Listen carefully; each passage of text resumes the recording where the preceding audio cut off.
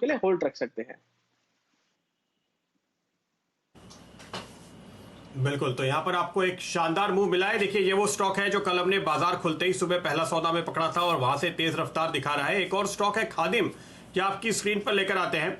कल आखिरी सौदा में करीबन 108 रुपए के आसपास ये स्टॉक हमने रिकमेंड किया था। आज हेमंत की टीम में शामिल था।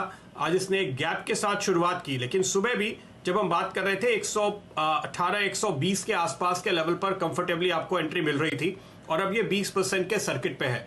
तो आज में अगर आपने कमाया तो 15 रुपए कमाए, लेकिन अगर कल से आप हमारे साथ जुड़े हुए हैं तो आप करीब 25 रुपए यहां पर कमा चुके हैं। बहुत ही शानदार कमाई खादिम ने करा के दी है, बॉटम आउट होता हुआ बिल्कुल, और अपने लोस के काफी नजदीक ही हमारी नजर में आया था। राहुल जी, कोई भी पोजीशन जो कल की है या आज सुबह की है, अब उसको कैसे ट्रेल करेंगे? फिलहाल तो सर्किट पे है, लेकिन इस पोजीशन को आगे कैसे बढ़ा सकते हैं और अगर मौका मिले तो क्या एंट्री लेंगे, किस लेवल पे?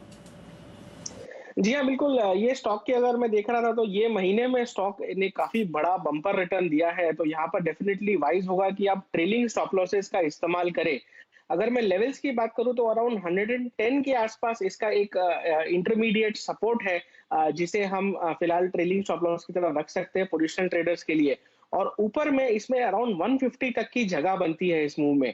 सो ट्रेलिंग स्टॉप लॉस यूज़ करें, अगर प्रॉफ़िट है तो थोड़ा यहाँ पर ले भी सकते हैं, और साथ में अगर थोड़ा और इसको राइड करना है तो ट्रेलिंग स्टॉप लॉसेस के साथ इसे पकड़ के रख सकते हैं। बिल्कुल, और देखिए इस बीच हम आपको बता दें, आज काफ़ी दिक्कतें आ रही हैं लोगों को। वीकली एक्सपायरी का दिन है, ऐसे में एनएसई की फीड में समस्या आ रही है और कई ब्रोकर्स से अभी ये जानकारी मिल रही है कि उनके टर्मिनल्स में दिक्कत है। करीब करीब सारे ही ब्रोकर्स कह रहे हैं कि कुछ दिक्कतें आ रही हैं, खासतौर पे ऑप्शन में।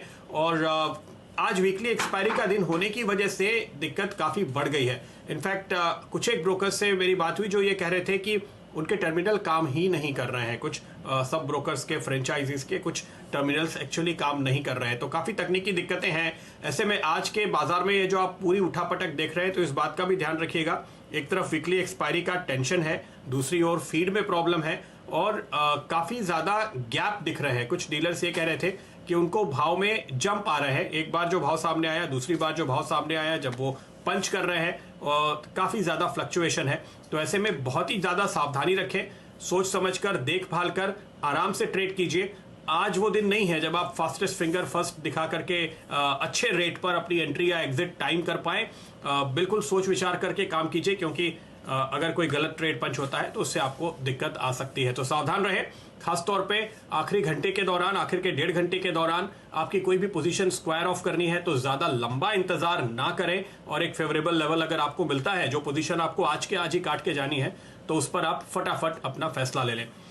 चलिए, ये तो बात हुई आपके लिए फिलहाल इस अपडेट की। सुबह से हमारी इस पर नजर है, लेकिन 2 बजे का ट्रेड बाकी रह गया था। हिमांशु जी मेरे ख्याल से हमारे साथ अब जुड़ चुके हैं। हिमांशु, बताइए क्या है आज आपका ट्रेड एट 2? बिल्कुल, गुड आफ्टरनून।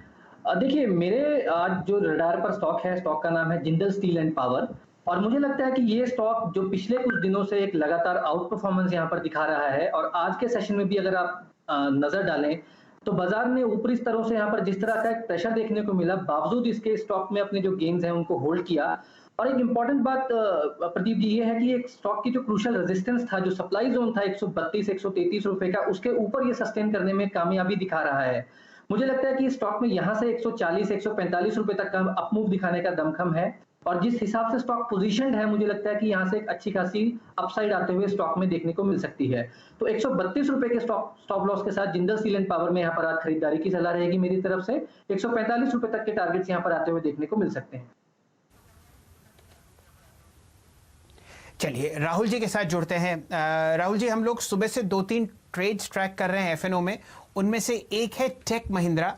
अब आपके सामने 581.60 का प्राइस आपको कैश में आता हुआ दिखेगा, जरा इस पर राय दीजिए और फिर चर्चा करते हैं ल्यूपिन पर। यहां पर आप शानदार तेजी आते हुए देख रहे हैं एफएनओ में।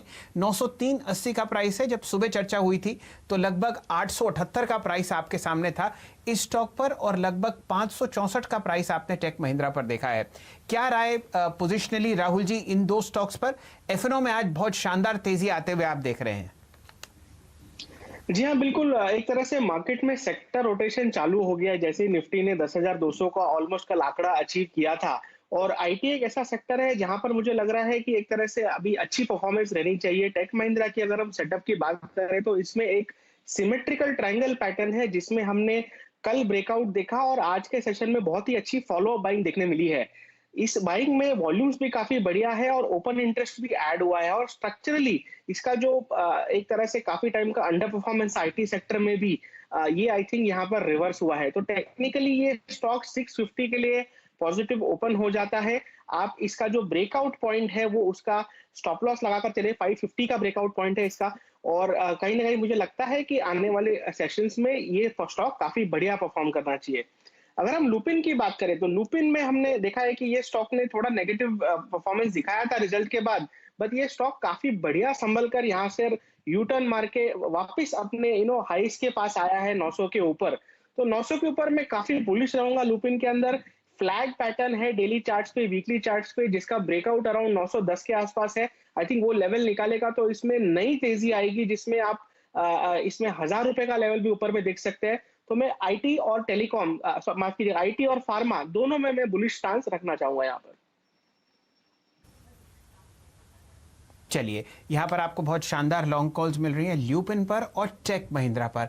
और कहां आपको हल्की सी बिकवाली बढ़ती हुई दिख रही है एफएनओ स्पेस में, यह है अपोलो टायर। यहां पर आप 102 रुपए का लोएस्ट लेवल आज के दिन में आते हुए देख रहे हैं। आपने हाईएस्ट लेवल आज देखा लगभग 107.80। अपोलो टायर्स में आपको वीकनेस आती हुई दिखेगी। और साथ ही साथ आयशर मोटर्स को देखिए, जहां आपने बहुत ज़बरदस्त तेज़ी देखी और अब यहां पर मुनाफा वसूली आपको बढ़ती हुई दिखेगी। 17,199 प्राइस है, हाईएस्ट लेवल आपने देखा 17,700 का आज। आपकी राय राहुल जी इन दोनों ट्रेड्स पर, क्या कोई शॉर्ट पोजीशंस आप सजेस्ट करेंगे, खासकर आयशर मोटर्स पर, जहां पर हमने 36% की रैली देखी है पिछले 2 हफ्तों में और स्टॉक अब 200 डीएमए के आसपास करेक्ट करता हुआ? जी हाँ, आयशर में हमने काफी स्ट्रॉन्ग मूवमेंट देखा था और पहली बार हुआ है लास्ट 15 सेशंस में जब ये स्टॉक ने प्रॉफिट बुकिंग देखी है। प्रॉफिट बुकिंग के साथ साथ में नेगेटिव प्राइस एक्शन भी हमें देखने मिल रहा है। तो अगर कोई अपॉर्चुनिस्टिक ट्रेड यहाँ पर लेना चाहता है तो कल का जो हाई है 17,888 का, वो स्टॉप लॉस से यहाँ पर शॉर्ट कर सकता है। अगर हम रिट्रेसमेंट की भी बात करें तो आई थिंक नीचे पे 15,600 के आसपास इसका रिट्रेसमेंट है, अराउंड 50% रिट्रेसमेंट है। तो वहां तक स्टॉक में थोड़ा करेक्शन आ सकता है। बट ओवरऑल आई थिंक जो सेटअप है आयशर का काफी बढ़िया है। डिप में आएगा तो स्टॉक के लिए हेल्दी होगा और ओवरऑल जो स्ट्रक्चर है वो काफी वैलिडेट हो जाता है। तो अपॉर्चुनिस्टिक ट्रेड यहाँ पर आयशर में कर सकते हैं। माफ कीजिएगा, आपका दूसरा स्टॉक कौन सा था Shail ji? Sir, Apollo tyres. जी हाँ, अपोलो में हमने देखा है कि अराउंड 100 रुपीज का इसका एक सपोर्ट है। लास्ट टाइम जब इसने निकाला था तो काफी अच्छा मूव देखने मिला था, जब बहुत ही जल्दी 110 इसने अचीव किया था। तो मैं यहाँ पर 100 के आसपास जैसे स्टॉक स्टेबलाइज होता है, यहाँ पर मैं देखूंगा कि अगर स्टेबिलिटी आती है तो यहाँ पर मैं बाय करने देखूंगा। और ओवरऑल इसमें 120 का पोजिशन टारगेट अभी भी इंटैक्ट है। सो स्टॉक एक तरह से ब्रेकआउट देने के बाद रीटेस्ट कर रहा है अपने ब्रेकआउट पॉइंट को, तो नीचे सपोर्ट के आसपास बाय लेने की राय रहेगी अपोलो टायर्स पे। ओके। और देखिए, इस बाजार में आयशर जैसे स्टॉक्स जहां